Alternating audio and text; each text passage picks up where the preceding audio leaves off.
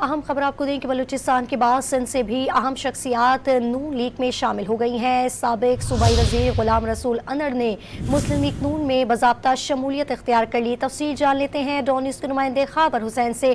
खाबर update कीजिएगा।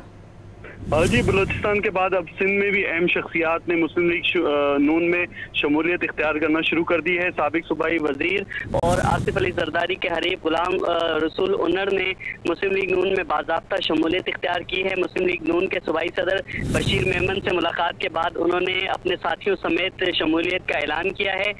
बशीर मेमन का कहना है कि सिंध में आज से सियासी शख्सियात का मुस्लिम लीग नून में शमूलियत का आगाज़ हो गया है। कई दर्जन से जायद अहम सियासी शख्सियात हैं सिंध में जो मुस्लिम लीग नून में शिरकत करेंगी और आइंदा चंद रोज़ में मियां मोहम्मद नवाज शरीफ भी सिंध का दौरा करेंगे और इस मौके पर भी बड़ी तादाद में लोग जो हैं वो मुस्लिम लीग नून में शामिल होंगे। जी, बहुत शुक्रिया तफसील देने के लिए खाबर हुसैन आपका।